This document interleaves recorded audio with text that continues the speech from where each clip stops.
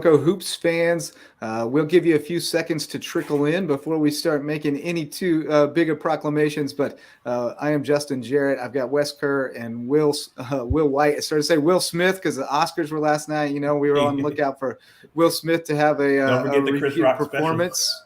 Yeah, but Willie White's here with us, and Rob Benson should be jumping in shortly. He's the wild card, so you never know when he's coming in.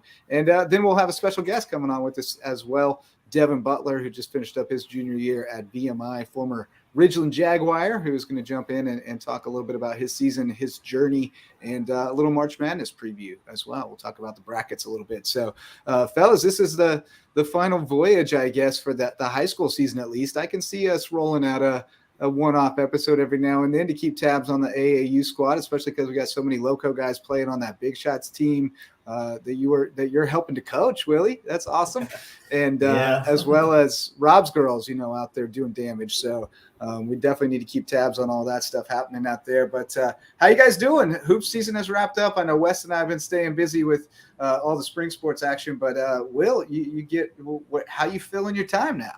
I guess you're coaching AAU. I'm coaching AAU. The grind doesn't stop. And then I got a younger son actually that's doing 7-on-7. So it's busy weekends. I mean, I know anybody that has kids that's in any sport, your weekends are shot, So no summer vacations for us. 3 straight weekends of baseball on the road for me, so it's been a grind, and I'm playing catch up today. And the wild card has joined us, Robbie B. We're live, man. So mind your P's and Q's. We're rolling live. We got some viewers talking a little bit of hoops here, but just catching up with Will about his AAU travels, and I know you've been hitting the circuit as well, or getting ready to hit the circuit. So. We just want to put a bow on this high school season.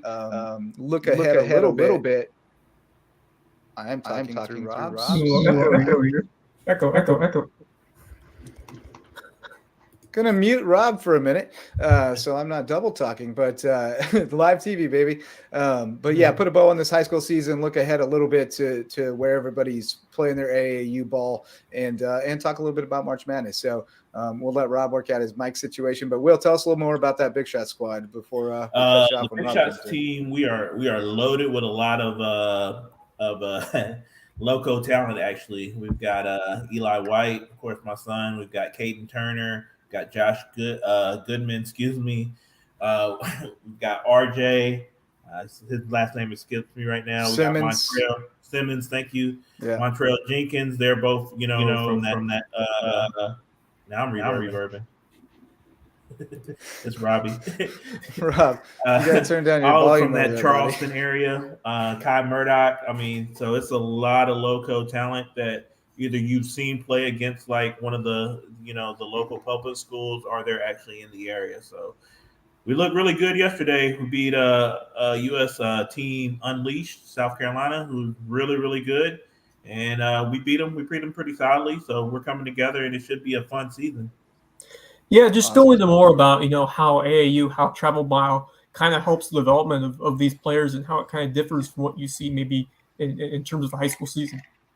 Yeah, absolutely. So it's a lot. Some people love it and some people hate it. It just depends on your style of basketball. It's not necessarily about wins or losses for AAU, but it is about like trying to get these guys to showcase their talents, how they can play together as teams, with what is supposedly, better talent in the area, or when they're, surrounded by, similar talent, similar sized people, as opposed to, maybe a kid whose journey in basketball ends at high school level. And that's no disrespect to them, but, some people just are going to progress to the next level. So essentially that's what AAU is supposed to be, and that's where it differs from the high school level. Speed of the game is a little faster that I've noticed.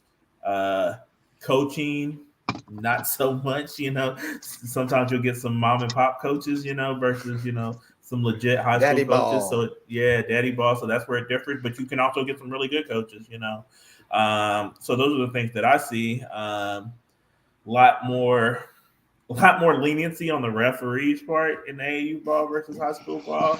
But it toughens the kids up, so I don't mind it, So I'm having a lot of fun. Hit me up in 3 months and see if I'm still having that fun. Nah. Philosophy's different. I mean, like Yeah. night and day. So high school ball is really about coaches, right? Just like college ball is about the coaches to a certain degrees, whereas the pros and AAU is about Jimmy and Joe's. And so a lot of what happens when we get kids from high school is they're so they're so they've been sitting in shell for 4 months running systems to get the ball as close to the rim as humanly possible, because the biggest common denominator is getting a layup, right? And when we get all of our kids together, like, they hit threes and all that sort of stuff, so it gets to be a lot more about playing in space, a lot more about high pick and roll action, a lot more about teaching kids to make decisions in the moment, as opposed to running a set or a designed play to go to a certain area. Kids have to learn on the fly and make reactions in real time. Yeah. So a lot of times what you see in the high school season, which is like to the pro and the con of it, it's a very disciplined and very organized, structured sort of system and game. But what you get is you get a lot of kids who start to get robotic, and they don't look at the rim, or they don't look to make plays. They look to go to whatever the next pass is, even if it's not the best basketball play. So that's sort of where we differ in the road a little bit. I think, theirs is all about winning games and trying to win state championships and things of that nature. Ours is about the kids and getting them their fair shine, but also allowing them to do a lot of different stuff. And I don't mean necessarily heisting or, off the page kind of stuff, but allowing them to do things that they might get a side eye look in high school. Absolutely. So I think you're speaking the truth. Yeah, it develops that level of confidence, right? So if you're going to train and you're going to work and you're going to do this, that, and the other, where do you get the opportunity to sort of, try that out, to craft that? So AAU does that, travel does that. Yeah. But don't get me wrong, at the highest level, like, everyone wants their chips. I mean, you have to stay in the platinum brackets. You have to stay in the highest end brackets in order to be seen, especially in the live period. So it's not like anyone's trying to lose.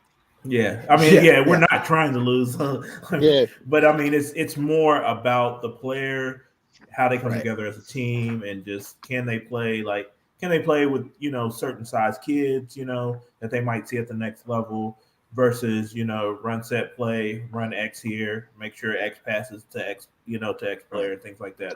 So you see that like where you go, okay, like for you guys, I don't know if you guys switch or you go underneath or over top, or if they make the play, or maybe you have like a rule where you don't switch bigs and smalls, whatever, like that kind of stuff. In AAU, when that happens, like, the whole goal of it is to, hey, let's exploit that mismatch. Let's exploit like what happened right there. And then you want the kids to be able to recognize that in real time and then make that happen. Yep. Yeah, I agree. Yeah, it's I mean, for us in baseball, it's similar in the sense that it's about putting your kids in more advanced situations than they're going to see, because you're playing against teams that don't have that weak link that you might see in a high school team. So, it just opens up so many more possibilities, and you're playing with other kids who are thinking on that level as far as the sport IQ goes. So you're able to execute some things that you wouldn't otherwise be able to, in a rec ball level for us, or in a high school game necessarily for you guys. I mean, not everybody has their whole travel team running with the high school squad, so that's a little different situation for like the HHCA girls and to some extent you guys, but yeah, that's the thing. So let's wrap up this high school season real quick, guys, before we go too much further, because we do have Devin Butler jumping in a bit, but Wes and I talked about it a little bit on the lowdown. So we've kind of gone through it, but Estill, a tough end for those guys, but they really fought hard against Scotts Branch, which was a tremendous basketball team. They were a little jittery out of the gate, and it took a while to kind of shake that off. But they played great defense like they have all year and kept themselves in it. And I actually thought at one point in the second half, they might come back and win the game, and they just didn't quite have enough juice. And then guys started to foul out, but tremendous run with those guys. It was such a pleasure getting to cover them and getting to know them. Having them on the show was awesome. They were so much fun. So great stuff. Best of luck to all those guys. And then, you guys got to see the main event, the double championship for the Lowco, which was good stuff. Yeah, it was absolutely. Hats off again to Hilton Head Prep boys team and HHCA girls team.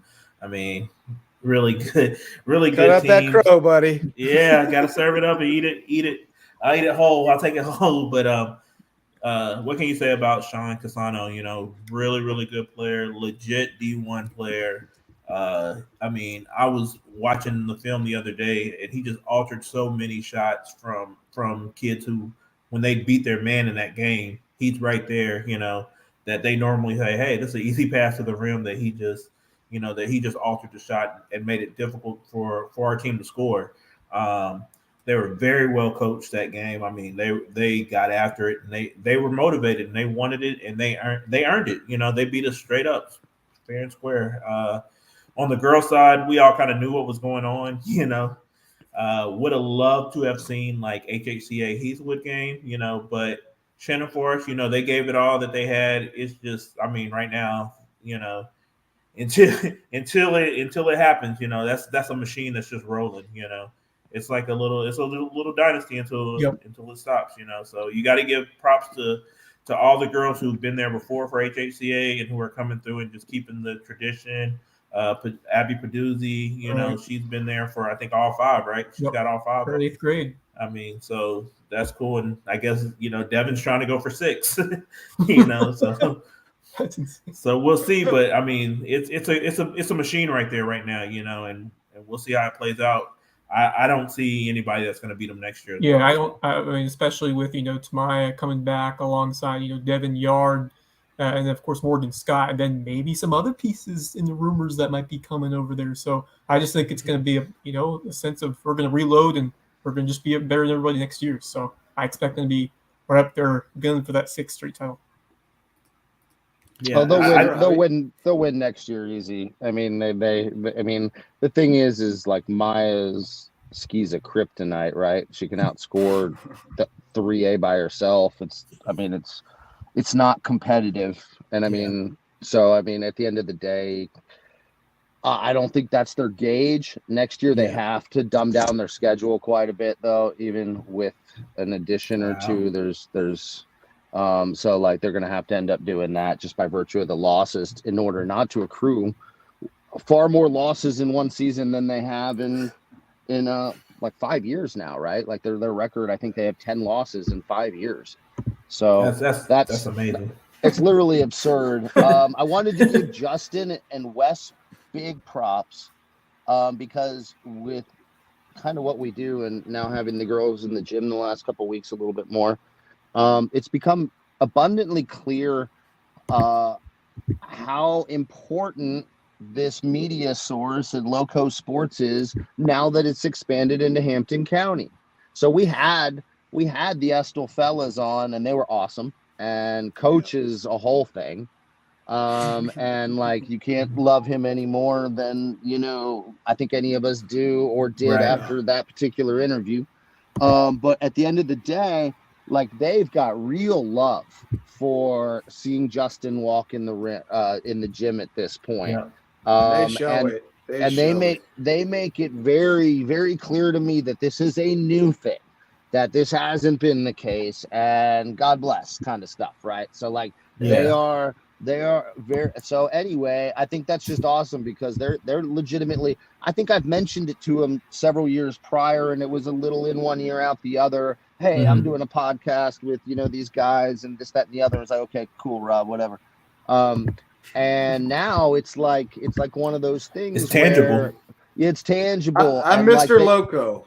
You're Mr. Loco in Hampton County, and I'm pretty sure that's so the way I'm almost positive that's the way they referenced you to me in the gym the other day. So like it's good, man. It's good, and that's kudos to you guys. Happy. Yeah, I mean, one of my favorite stories. I mean, we were at the Estill game, and like 5 people made sure that Justin was gonna walk out there, making sure he was good with some with a plate, you know. I think And you're they underselling just it kept. with He was like, "I'm 5. good, I'm good." I think it was more You than know? 5. But it just shows you the love and the care that they have for Justin. But I mean, just to give flowers to Wes and Justin as well. You know, I said at the beginning of the year, like, thank you guys for what you do. Is you're shining a light on something that was very, very dark, you know, and you guys do it year round, not just in basketball, but football and volleyball. You know, you cover the sports that most people in America, unless you're like a parent, wouldn't want to, you know, go to the events, and you guys show up there. You know, baseball, golf, cross country. I mean, like, who talks about cross country but you guys that I've heard this year? Honestly, I'm Right. being honest, You're and right. I'm not trying to downplay that sport, but it's just not a big sport in America. But you guys go to the little places and you cover, you know, kids that would not necessarily get a spotlight who need it though. You know, wrestling, you know, everything, And then spring and that's- sports. I mean, I feel like Yeah. we've done very nicely, like talking them up, but I have something to say that's not so great. What's that? And that Yeah, is man. not about Justin or Wes. What was the score in that 3A boys championship game? Oh, my the gosh. the Skeezer. The Yeah, prep, man. yeah, the prep Christian. Oh, wow. 38-21. That was terrible. 38-21, and with college Atrocious. scouts in the house, right? Oh yeah, absolutely. You know, We need to do better by that.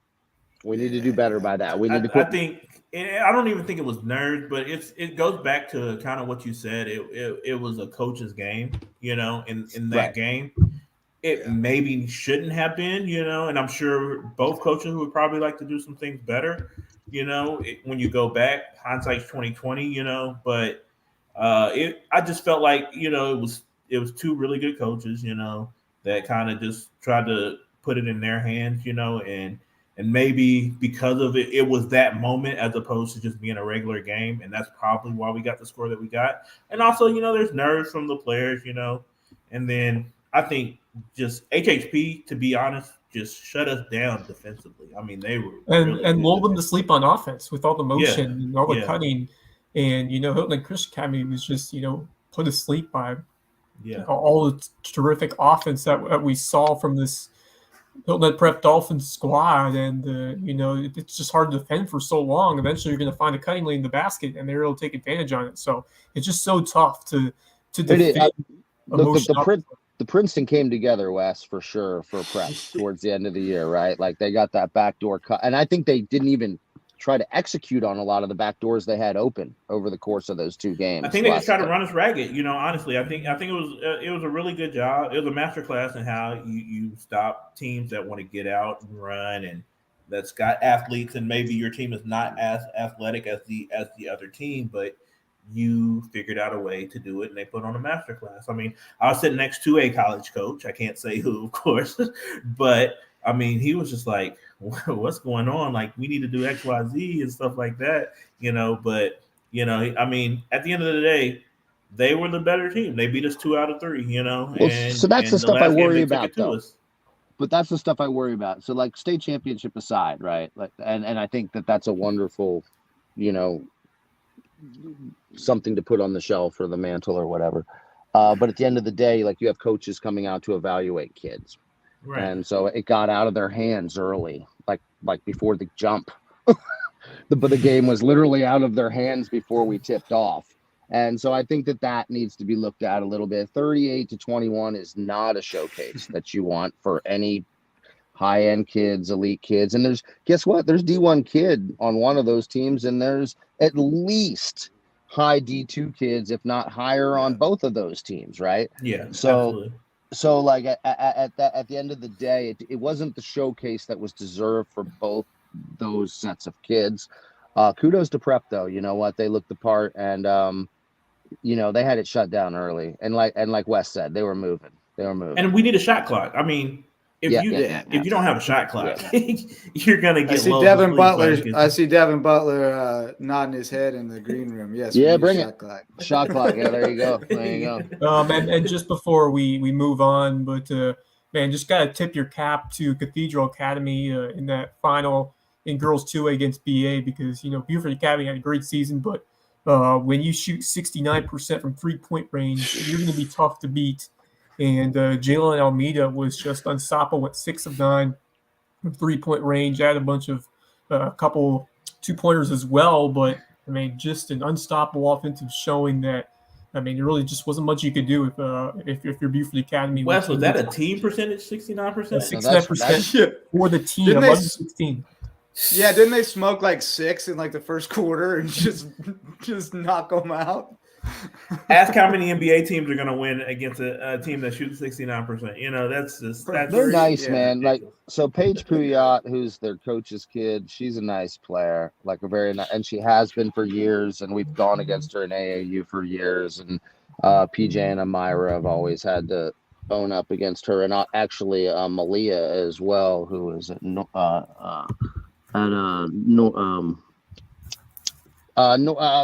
Academy Northwoods. Right. So like she's the 8th grader as well, but Paige Pouillat's a big time shooter, and Jocelyn just, I mean, 6 of 9, guys. Come on. What are we talking about? 6 of 9 that's sniping. Yeah, so, that's nuts. Yeah. All right, guys. Well, let's take a quick break and hear from a few sponsors, and then we'll come back on with Devin Butler here in a couple minutes on the Lowco Hoops Report Live. This podcast is made possible by our sustaining sponsors.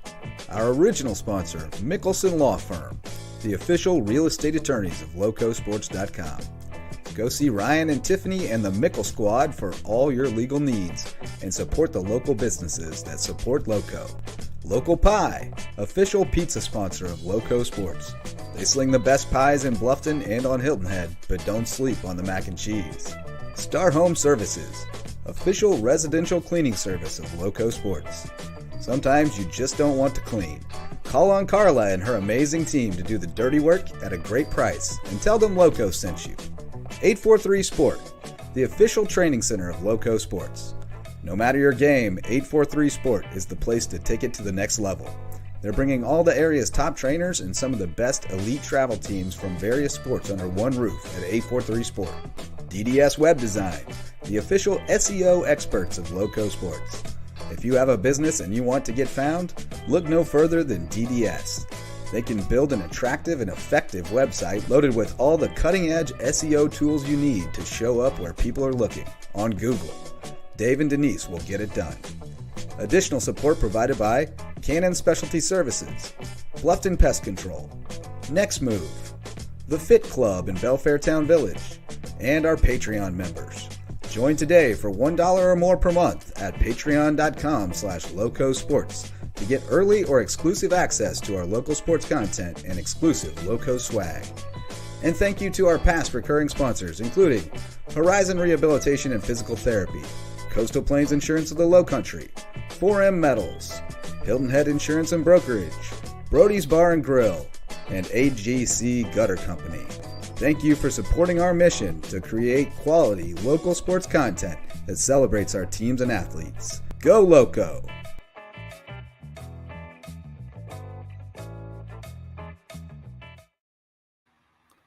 All right, we're back, and we're ready to get Dev Butler in here. So welcome, Devin, to the show, man. Been a long time since we talked with you. We've been keeping tabs on you, but I know Wes had an interview with you and your brother a few years back, and we've been following your journey a little bit. You're now at VMI, just finished up your junior year, right? So, tell us a little bit about where this game has taken you and how you got to VMI and where you feel like you are right now. And then we'll talk a little bit about, I know you guys played Furman, so at least one NCAA tournament team you can give us a scoop on, and maybe we'll get your thoughts on the Final Four or something. But how you doing, man? I'm all right. How y'all doing? I appreciate y'all for having me as well.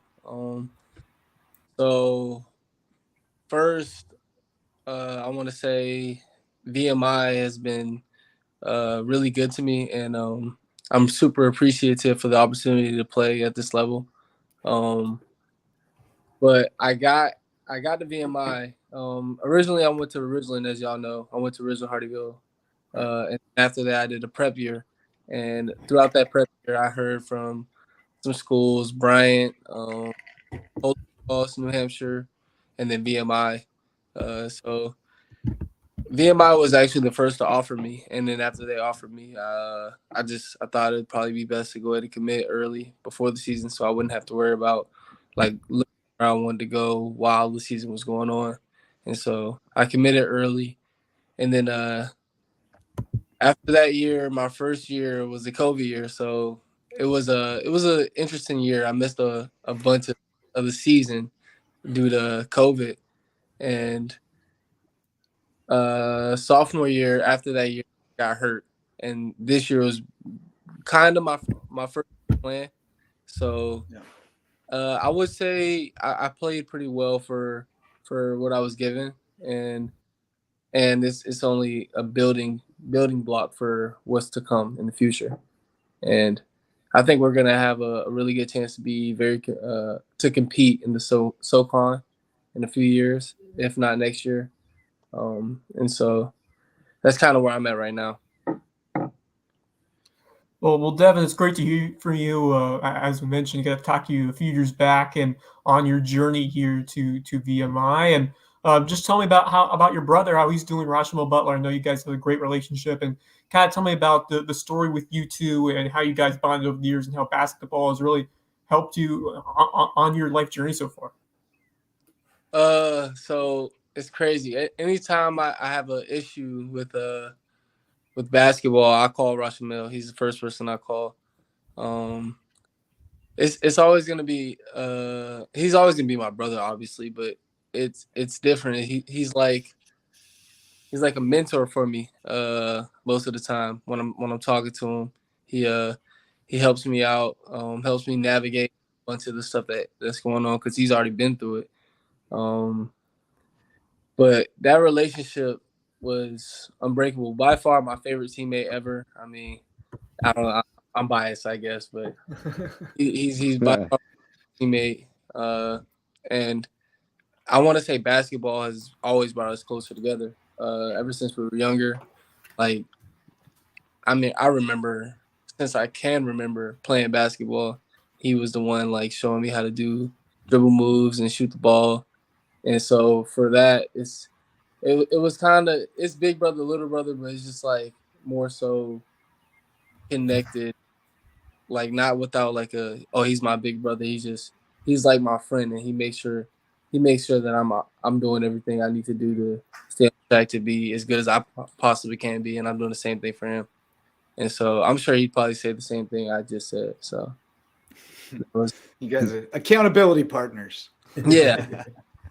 I mean, yeah. Anything going on. So VMI is Lexington, right? Lexington, Virginia? Yes, sir, it is. Okay, great. So I've spent some time there. So there's two schools there, right? There's Washington and Lee and VMI. Give me a little breakdown. It's a small little town. It's a cool little town. Yeah. And like I don't think you guys necessarily Washington, Lee, and VMI, they were never that friendly, fellas. From it's like from back in the day. But what I will say is that's got to be a vastly different look and feel for you, right? From being a Jaguar, from the Low Country. Now I know it's still. And going back, we're smaller still around here. But that's got to have a whole different vibe, a whole different, and has that helped you sort of buckle into what your goals are? Just sort of understanding where you are and what you're trying to get to and get to the end game, right? Yes, sir. I definitely will say it has helped me a lot.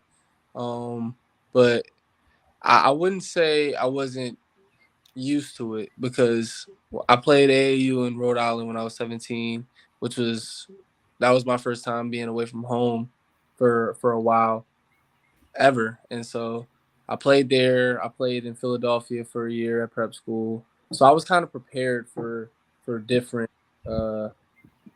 cultures. And I came into VMI thinking that I knew it was going to be hard to adapt, but they just welcomed me with open arms, just as Ridgeland, the entire like Low Country area, like how the support always there, and you never really have to worry about the people being behind you. It's kind of the same thing there. So I mean, when I'm out there, it's pretty small, so a lot of people know your name, and it opens up a lot of doors for other opportunities like NILs.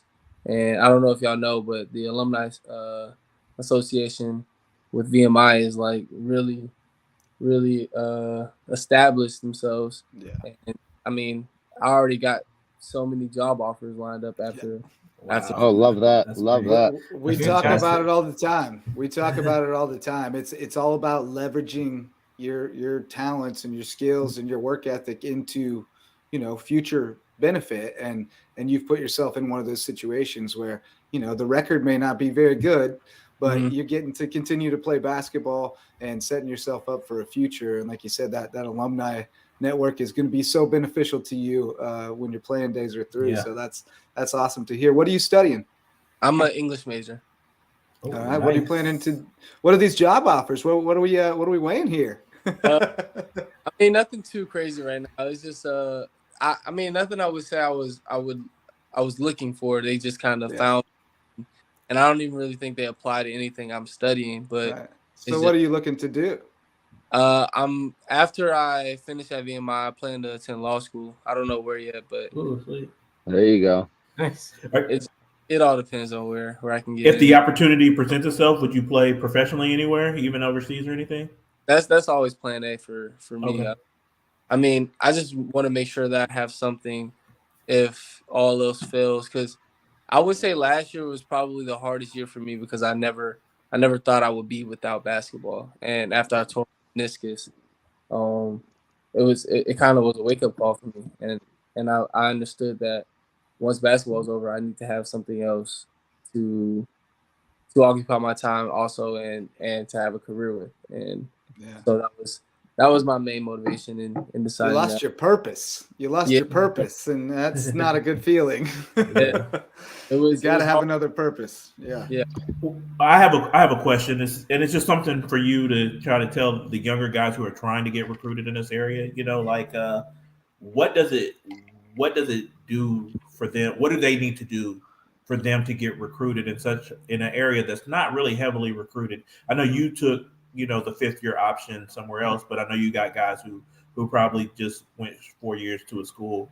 Yeah. Like what advice would you have for them? I'd say, well, the main thing is just be resilient. If you hear no or you don't hear anything, for example, when I was in high school, I was emailing coaches left and right from every conference I could think of, just trying to get my name out there. I mean, none of the coaches emailed me back or anything. And then I don't know if y'all know, but I wasn't super highly recruited coming out of high school. I've heard from some schools, but nothing that was too crazy. And then it's just you got to be resilient, because at the end of the day, coming from where we come from, you're not going to be a 5-star, 4-star. I mean, you'd be lucky to get some recognition, but you kind of have to scratch and claw for everything. So you gotta go out your way to make sure that you're putting yourself in a position to get that opportunity. And you gotta have a great support system as well, with your coaches, with your parents, with family members. Tell me about some of those figures that have been important supporters in your life, including coaches like Coach Faber, I believe that you had with Ridgeland, and then moving on to the college level, who have been the biggest supporters that have always been in your corner. Well, first off, I gotta say my mom. There were times when I would get invited to a basketball camp or something like that, and I mean, senior year where the season's already over, I still don't have an offer, and she had to take off of work to drive me to the camp, sit there with me at the camp. So things like that kind of just. She always has a special place in my heart because of everything she's done for me and for my brothers, my sister. And so I've always been a supporter. I don't know if y'all know, but it's a man named Arnold Hillman. He was he's been helping me out throughout my entire high school career and college career, just trying to make sure I'm on track to do everything that I set out to do. And he's just been in my corner. An ear when I need to talk, things like that. Coach Faber in high school was somebody I needed to have in my corner, because everybody was kind of around that time. Everybody were like more so yes men, where they just kind of agreed with everything, and I didn't need that in my life. I was so young. I need somebody to say like, all right, well, this is a stupid idea. I don't think you should do that. And, Right. and I never told anybody, but there was a time when me and Russian Mill were going to transfer to a Davidson Day in North Carolina before our junior year started, and word got out to Coach Faber, and we had like an hour-long talk. In there, he's like, kind of, why are you transferring? Like, we're not transferring, but moving schools. And it was we needed to have that, because if he was like, oh well, we really we appreciate everything you already done for us, and kind of just went along with it, then we would never have what we had at Ridgeland. We would never have the bond that we had at Ridgeland with the people in Ridgeland, and so that was he's always been a big part of me in my basketball journey, and I couldn't thank him enough for it. But the way he coached will always be like ingrained in my head, because now I'm thinking like, all right, well, Coach Faber would probably not agree with this, or sometimes that's what I think. But what would Faber do? Yeah. And so I saw him once this year. He's still looking good, man. He still looks strong, ready for a cage fight. I don't remember how old he was when I was out, but he could bench me. Like, he bench press way. Wow. That dude's jacked, man. He's jacked. Crazy. And he was like 30 years in then. Yeah. Well, yeah, one guy you played with a little bit, I think, is Nick Pringle. And talk about resilient. That's another guy who the path wasn't easy, but he found his way. And, man, he's having great success at Alabama. Have you got to watch him much this year? I have, actually. I'm super proud of him. So I'll tell y'all the story of how we met. It was my first game senior year. I already knew of him. He was making some noise at Will Branch, but he texted me on something, and I kind of brushed him off. I was like, why is like our opponent texting me the night before the game? And so we ended up playing and we won. But I ended up seeing everything that was happening around him and hearing about his story, and I was like, man, like I can't do nothing but root for that guy. And so I ended up texting him like, yo, man, like, I see what you got going on. Like, I'm proud of you. And this is, I think he just got he was just getting like his first few offers. And I was like, I know how it is, how hard it is to get it out from where we're from. So I'm proud of you, man, and like, keep going. And from there, we've always had like a little relationship. We played a few times together, not like nothing crazy, just like pick up. But we ain't really did much outside of that. It's always like mutual love and respect, though. Like, anytime I see something that he's doing, I always try to reshare it, let kids know that it's possible. We can do it. And he's at the top highest level doing it. So yeah. Like, well, number one seed overall, man. In the tournament, and you had a strong year as well with VMI. You actually you almost beat my alma mater, Davidson. You guys were at Davidson earlier on in the year, close game, 75-71. Didn't go as well for my Wildcats as it did go a year before, but you guys ended up playing an NCAA tournament team in Furman this year. You guys played them twice in conference play, so maybe give us a little scouting report on what you've seen for the Paladins as they get ready to play in the NCAA tournament. I think they're definitely, they're so good. Like, from their guards to, I mean, like, let's just like take it step by step. They have probably one of the best guards in the conference, in JP Pegulas. I don't think y'all heard of him, but he's their point guard. And then they have arguably the best player in the conference, Mike Bothwell, at the 2. Jalen Slauson, player of the year this year, at the 4. Like, they're stacked all around. So when we were playing them, man, I knew they were going to be the hardest team we were going to play this year. So when we were playing them, I was kind of prepared for it. One of my better games in conference at their house, but they're not really lacking a lot. Like, they're really skilled, very poised, great chemistry. Like, I think they have a chance to make a lot of noise, possibly beat Virginia. I don't know. They're good. They're really good. Virginia's usually good for a first-round upset if they don't make it to the Final Four. It's one or the other. They're like the new Arizona and Syracuse. Like they're either all the way in or all the way out. Well, they don't play well against stuff that looks and feels like them, right? So like Wofford's a little like them in the way they play. It's Furman. Excuse me. Furman's a little like them in the sense that and actually I was thinking Wofford's team a couple of years ago too. They played like that a little bit too. Where they would launch from everywhere. Yeah. But similar deal, right? A lot of these are teams that are very skilled, that get looks where they want to get looks. So I feel like that's one of those that could go to the wire right there and look good for a South Carolina squad, you know? Yeah, maybe get that Furman Charleston in the second round. It's possible. 13 against 12. That'd be outstanding. Dude, that'd be awesome. That is definitely on the table. Yeah. I like Charleston against San Diego State. I'm a Kelsey fanatic, man. Like the best follow in South Carolina basketball is Pat Kelsey. Oh yeah, he's great. Yeah, he's great. He's a whole thing. So, Dev, who you got in your Final Four, man? I gotta go Kansas since they lost in their conference tournament. Kansas, Duke.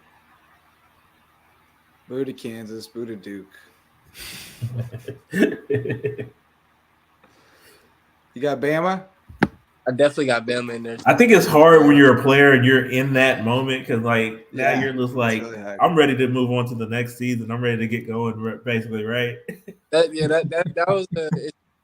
I mean, my position was to make it as far as possible we can, and that was the tournament.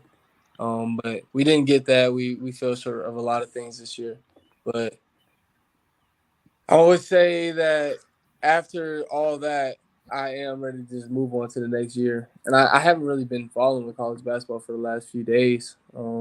I had to get something removed out of my foot. I've been on crutches and stuff. Oh wow. Yeah, I mean, but I'm out for like a few weeks. So I've just been ready to kind of move on. Yeah, man. Well, are you another year left? Makes sense. Do you ever come back home and like work on your game, or is it just it's nonstop because it's D1 at BMI, man? It depends. So when I come home for breaks and during the school year, it's like for a few days because of the season and stuff. But when in the summer, I have the option to stay out there for both months, or I could go back home and just go out there for 1 month because it's a requirement for 1 month. Okay. The last few years, I did both months out there, and I haven't really been home. I just been working because I hadn't really proved myself, and I just, if it's a way that I can get better, and I know that it'll work out, just stay there and gain the trust of the coaches and everything like that, then and that's in my best interest. I just want to make sure that I'm putting myself in the best position possible. So what are those areas that you're looking to see improve for yourself, and just get me through your mentality these next few months as you get ready for that big senior season? Yeah. Mainly, I would say I want to become a better playmaker. Throughout the end of the season, I made tremendous strides in playmaking, coming off ball screen, handling pressure, and leading. And I want to be able to really be like a very versatile player to where I can guard your 4, your 3, but I'm bringing the ball down and kind of running the offense like a 1. That's one thing that I've been working on. Another thing is consistency. I've had at the beginning of the year I was playing really well, and then towards the middle of the year I kind of like cooled off, and I would have a good game then a bad game, or a good shooting game then a bad shooting night, and that's the one thing I kind of want to work on, just making sure that there's like not a lot of things that can bother me when I'm shooting the ball, when I'm playing, and I'm always able to get to my spot to where I can get my 10 to 12 to 14 points a game. It's just like the little things that I've been trying to work on that'll make me better personally. But the big things are better team chemistry. Like I want to make sure I'm when the freshmen come in for the summer, I'm taking them out to dinner. We're talking about the season, upcoming year. I want to build better relationships with my teammates, my coaches, because at the end of the day, like, we all could be better. And if I got a better relationship with my coach, better relationship with my teammate, then when we're in the heat of the battle, that conversation won't be as hard. It's like I can come to you and communicate to you what I need you to do, or you can do the same to me because you respect to know that it's coming from a good place. And so, how important That's good is stuff, defense man. at the next level, and how much different is it versus high school? it's extremely important. If you don't play defense at D1, I mean, in college in general, you're not gonna play a lot. It doesn't really matter how gifted you are on the offensive end, because everybody on my team, everybody on any team in the country, they all have done it all. Like, best players in their high school team, and they've all these accolades in high school. So when they come there, they all kind of expect to be the man, but the best players and the ones who on the floor throughout the years are the ones who learn how to do other things well. So for me, that was play defense and guard the best guard on the court, or grab big rebounds when we need them, or just be the leader. Body, kind of straying away from playing team ball. So things like that kind of trump being a really good scorer, elite scorer, or just a all around, like, a good offensive player. Like, you kind of all those other things, and defense is extremely important. I mean, because you can score, but if you're giving up just as much baskets as you're getting, I don't know. It's just you gotta play defense at the next level. Yeah. Have to. Well, you just can't afford to give away possessions, right? You just can't give up easy baskets. You got to make them work for everything. So if you got 1 weak link out there, it's going to be easy buckets all day, and that ain't going to work. That loses people jobs. Yeah. Livelihoods are on the line there, so it's different. But I'm asking these questions because, like, me and Robbie, we've got AU teams, and a lot of kids are in that mindset. I mean, like I was in high school, I'm sure, like you were, like, it's all about offense. I'm gonna get to the hole. It's easy. It's light work, and then college, it's a whole different level. One thing I will, as a player, that I've realized from being in college, having 30 points, having 35, 40, whatever, or having all, having. Oh, you broke up for a second there. Will you repeat that? You broke up. Having all of those, like say you scored, that does not mean you had a good game. That just means, like, you scored the ball, but what else did you do? Like, did y'all win the game? Did you get that big when the stop was needed? Like, how many steals did you have? How much rebounds did you have? How did your teammates interact? Like, because I feel like if you're just out there forcing shots and your teammates not on your side, like, all that matters. It does. Like, and it's not just this level, but you can incorporate that at high school too, because that's just how you're gonna win more games in high school and establish yourself more to where you have a resume for recruitment. What happens matters, but how it happens matters more. Yeah, in a lot of ways. I mean, that's what we tell our baseball kids all the time. Like, we care about what happens, but we care more about how it happens. Yes, and, win or lose, how are we doing it? Are we doing it the right way? So, yeah, I think that's a big difference. Is it's not just about going out there and putting up numbers. It's about putting your team in a position to win. And sometimes those aren't the same thing.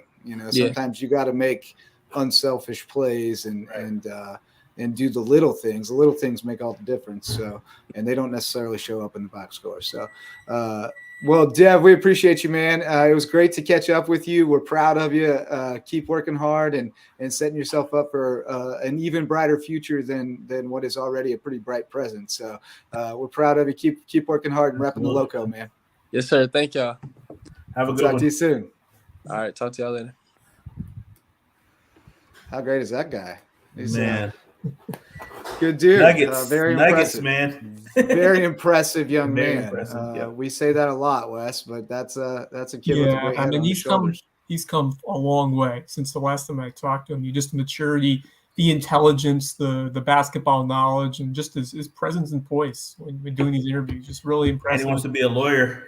Yeah, he's got the. Well, our boy Sam Williams can give him a job right out of school, so we'll get that number over to him. It sounds like he's got plenty of opportunities coming his way up at BMI. But fantastic. Yeah, great stuff. The resiliency, I mean, that's the trend. That's the through line. You look at Ryle Owens, who slept on JUCO D2 and then playing professionally.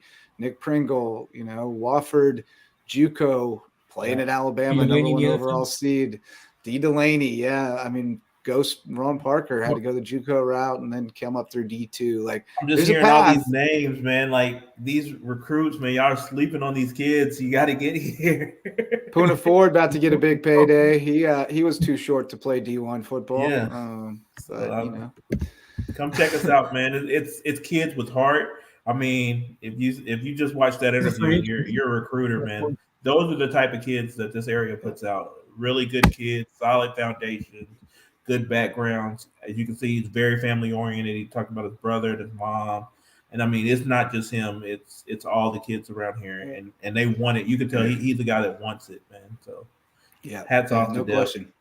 Plenty of want to there. Great kid. But you guys want to, I don't know what happened to Robbie. He ghosted us, but you guys want to throw out Final Fours or pick brackets, or what are we going to do? Let's do it. However you want to, your show, baby. How about a Final Four and first round upset?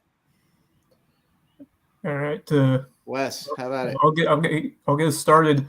For my Final Four, I'm going to go with Alabama. I'm going to go with Nick Pringle and that squad. They've been looking like one of the best teams in college basketball all year, and I think their road compared to some other regions, I think it's the easier side for them. So I'm going to pick Alabama to come out of the South region for the East. But it's always going to be a lot of Duke fans around here. But that Oral Roberts matchup, I think Duke wins that first round game. But I do think they're going to get beat by Tennessee in that second round. I really, really like how Tennessee's playing. Maybe the second-ranked defense in the nation, and that can go a long way when you're able to shut down opponents in the heat of March. So I like Tennessee as a team that could take down Duke and take down Purdue to make the Final Four. So I think that region's very wide open. Don't sleep on Marquette. Our good friend Andrew Goldstein, who used to work at WSAV, he's a huge Marquette fan, and definitely been following him on Twitter and then all hearing from him talking up Marquette. But not going to be an easy road in that region at all. And then in the West, Kansas obviously the defending champs, but I really like UCLA. I like the way UCLA is playing. Another very, very strong defensive team, and that's obviously makes a key difference down the stretch as you get into the tournament. So another, and UConn's also a team that can make some noise. So really, really like the way that Danny Hurley's coaching over there at UConn. So I'm very, very excited in Gonzaga. So a lot of strong, big time names in that West region, and then in the Midwest, I'm going to go with the number 1 seed Houston. That would be a nice story. Houston, many years, decades in the past, they had that really strong team that made a lot of headlines, and Houston has been a nice story, and I think they can keep it going to the Final Four. I think that region isn't as strong. You look at Xavier, you look at Texas. I think Texas might be a great matchup in terms of a really good game in the Elite Eight, but I think Houston finds a way to come out of that region. So, in terms of national champion, I'm gonna go with Bama. Gotta go with the Nick Pringle. Gotta go for the Lowco story and how much that would mean to him and how much that would mean to the whole Whale Branch community in the Low Country if he's able to go all the way and win a national title. That would be incredible. Willie, what you got? I guess Wes, did you have your big first round upset? So first round upset. Okay. So the first round upset that I was thinking of was I'm gonna go with Drake over Miami. I like that one a lot. What I've been reading is that Drake is from the Missouri Valley Conference, where he had a bunch of other teams, I believe, like Loyola and a couple other Cinderellas were also playing that conference. So kind of a theme there. So I think Drake fits all the boxes when you look at a Cinderella. So I'm Yep. going to pick them as my upset over Miami. Yep, I like it. All right, Willie, you're up. All right. I followed some college basketball, but I was really deep into high school. But Same. I'm really similar to Wes, but I've got for my upsets. I've got two actually. I don't really think because I don't know the VCU you can call. I think they were lower seeded and they're better than that. And I think I got them over St. Mary. And then I've got mid-major on mid-major crime. Yeah, I'm a that's big Atlantic 10. I'm a yeah. big Atlantic 10 fan because, of course, I'm a Davidson fan, and I got to see VCU play in the tournament. Really well-oiled team. Mike Rhodes doing a fantastic job, and I would have Love picked them to Atlantic 10. beat almost anybody, but St. Yep. Mary's is scary. I mean, they're good, but I just think That's I a think that's a VCU great kinda- first round game. Yeah, That's that's a great Yep. first round game. I'm looking at the list, and there's a lot of good first rounders. There are. Final Four actually has another upset, but like this 12 seed's been there in the top 25 all year. College of Charleston, I've got them going. I've got them defeating Beating Bama? I would love to see them play Missouri, but they're not. Bama's going to run through Missouri, and I think they're going to beat Bama. I think College of Charleston's really good this year. They stayed in the top 25 for all the. I think the 12 seed sometimes I don't know what the bracket. I'll just know if they know what they're doing. But that's a really good team in College of Charleston. I've got Houston, I've got UCLA, and I've got Tennessee. And if I'm picking a winner, I've seen UCLA play a little bit more than the others right now, and I've got them winning. I think they're really good. They're six. Their first six are probably next level talent somewhere, and I like the way they play. They get after it on defense, and that's what I've got. Yeah, I like UCLA a lot. I love Mick Cronin. His teams are always so good in the tournament too. And they just play such hard-nosed team defense. Like it's just so hard to score against them. Yep. But it's fun. It's not even boring. It's like it's not. Yeah. It's so physical and frenetic. All right, for upsets, I also have Charleston over San Diego State. I'm flirting with Furman over Virginia for sure. I like, let's see, I had another one in there, I think. Providence over Kentucky? No, I like Kentucky the way they're playing right now. I I think Iowa State is going to lose to Pitt if Pitt beats Mississippi State. I think whoever wins that game is going to be Iowa State. That's my other upset. There's always a play-in team that makes a run, and that's the one that I like more than ASU Nevada. Yeah. So then Final Four, I got Alabama, beating our Tigers again. Missouri's going to beat Arizona, Utah State, Arizona, and Creighton. Utah State, that's a tough first-round draw. Yeah, but they're going all the way to the Elite Eight, buddy. Don't argue with me. And then Alabama's going to the Final Four, though. And then the top half of the East is going to get all screwed up. I have no idea what's going to happen there because Duke and Tennessee, I both think are better than Purdue. So I think whoever wins that's going to beat Purdue. So I'm staying away from there and going Marquette with Andy Gold. Marquette to the Final Four. And then I definitely have Drake over Miami, by the way. I like Houston to come out of that Midwest. They're really, they're so good. They're complete. And that's a complete team. I could never pick Kansas. So UConn, if Arkansas doesn't get Kansas, UConn will. And then UCLA comes out of there. I got Alabama and UCLA in a phenomenal championship game. I got Bama winning it. So that's gonna be a slobber knocker. If that would be fun, right? Ooh, that's fun, man. That could be fun. So that's my bracket. And I guess that's our brackets. We should definitely put together a Lowco bracket contest and let's do it. People in. Yeah. Let's do it. Who wants to be in charge? Set it up. I can set it up easily. You got it, Wes? Yeah, set it up. Yeah. All right, look out. Are we gonna do a little charge? No, we'll just do for fun? We'll just give away a Lowco swag bag or something to the winner. Sweet, that'll work. Yep. All right, it's a deal. Wes will set it up. We'll get it out on social media. Everybody join our bracket challenge, and we'll see who wins. We missed Rob for the second half, but thanks so much to Rob Benson, Will White, Wes Kerr for talking hoops with me, and especially it's Rob. He's back to sign off. It looks like you made it to the bar. It's been a fantastic season, everyone. Thanks so much. It has been terrific. Thanks so much to everyone who supported us, to our sponsors. Thanks to Devin Butler for jumping on with us today. And that's going to do it for this one. But we will be back soonish to name an all Lowco basketball team. So keep an eye out for that, and we'll get you updated on AAU hoops as well. So for the whole team, the whole Lowco Hoops crew, we're going to call it a season. And until next time, go Lowco.